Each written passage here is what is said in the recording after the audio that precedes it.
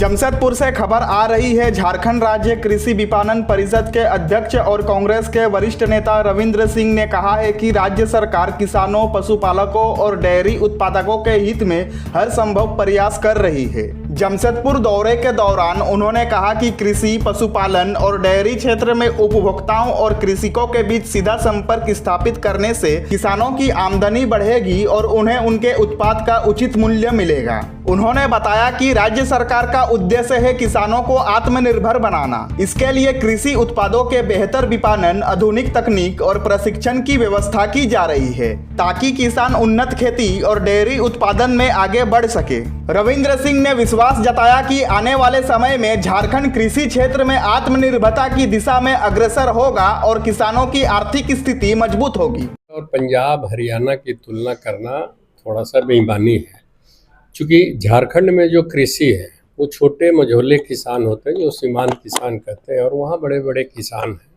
हरियाणा और पंजाब में। लेकिन यहाँ पे सरकार गंभीर है, चूँकि कृषक को कैसे हम लोग लाभ पहुँचाएं और कैसे आगे बढ़ाएं, इसके लिए कई योजनाएं चला रही है सरकार। आप देखें अभी ट्रैक्टर भी, कई कृषि उपकरण उनको दी जा रही है। इसके अलावा अभी जैसे पशुपालन के माध्यम से हम लोग कृषि का हो, चाहे गौ हो या और भी दुधारू गाय भैंस जो भी हो, हर किसान जो महत्वाकांक्षी योजना का लाभ लेना चाहते हैं, सरकार उनके द्वार तक जा रही है और उनको लाभ पहुंचा रही है कि कृषक स्वावलंबन बने। और इसके लिए प्रयास भी किया जा रहा है। जैसे आप देखेंगे फार्मर उत्पादित समूह बना के, जिसको एफपीओ कहते हैं, वो उनके माध्यम से एक संगठित किसान रहेगा तो उनका उपज हो या उनका जो पशुधन हो, वो सारे को एक उचित बाजार मिल सके जिससे उनको फायदा हो सके। सर, दूसरी चीज है कि सर जो कोल्ड स्टोरेज बनाया गया है पिछली सरकार के द्वारा, खासकर कोल्हान में देखा जाए तो कोडम्बा में बहुत बड़ा कोल्ड स्टोरेज, लेकिन वहाँ पर जो कृषि है उनके उत्पाद कम और जो सेव है उनका एक स्टोरेज वेयर हाउस का रूप दर्जा दिया गया। इसमें क्यों डिफरेंस हो रहा है? नहीं, देखिए इसमें दो चीज़, एक बड़े बड़े कोल्ड स्टोरेज का निर्माण होना भी अच्छी है सरकार के लिए, जैसे आप जो बता रहे हैं कि वह फल, फ्रूट्स या सब्जी जो बड़े बड़े व्यापारी रख रहे हैं।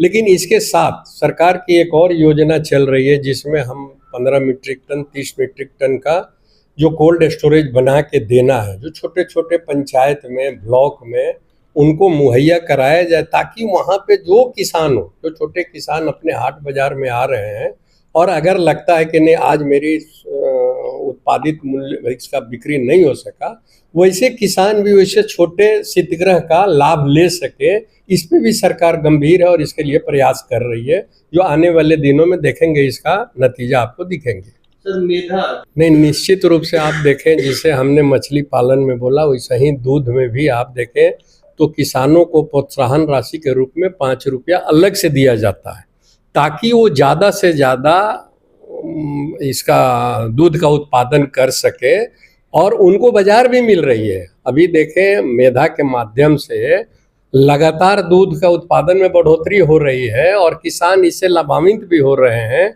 और जो सरकार चाह रही है कि आने वाले दिनों में हम दूध पर आत्मनिर्भर होके, बल्कि अपने ही प्रांत नहीं बल्कि दूसरे प्रांत को भी हम दे सके, उस लक्ष्य की ओर हम लोग आगे बढ़ रहे हैं।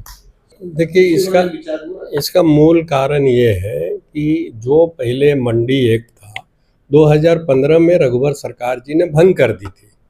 भंग करने के बाद जब 19 में हेमंत सोरेन की सरकार आई तो मंडी एक्ट को लागू किया गया।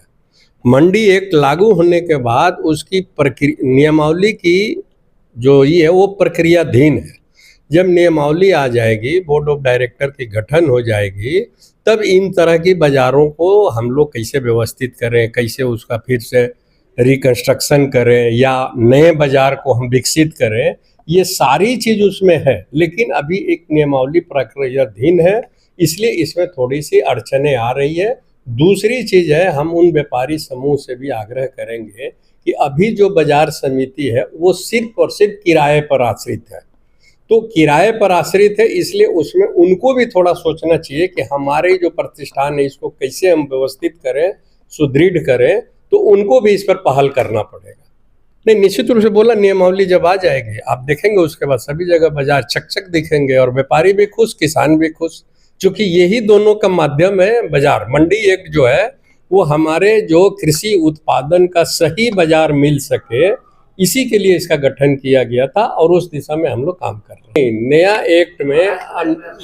एक्ट में किसान रहेंगे जो पहले एसडीओ होते थे, चूंकि किसान कृषक का दर्द जानेंगे और वो जब बाजार में रहेंगे तो अपने किसान भाइयों के लिए लड़ेंगे, और जब लड़ेंगे तो उनके अधिकार का निश्चित रूप से प्राप्ति होगी। सर आखिर में आप देखें तो लगातार किसान यहाँ से हैदराबाद जा रहे हैं, बेंगलोर जा रहे हैं, मध्य प्रदेश जा रहे हैं। ये ट्रेनिंग का ही प्रारूप है। दूसरे जगह प्रदेश से जो ट्रेंड किसान है उनको भी यहाँ लाया जा रहा, जिससे कि महिला समूह को सशक्त किया जाए, किसान समूह को सशक्त किया जाए।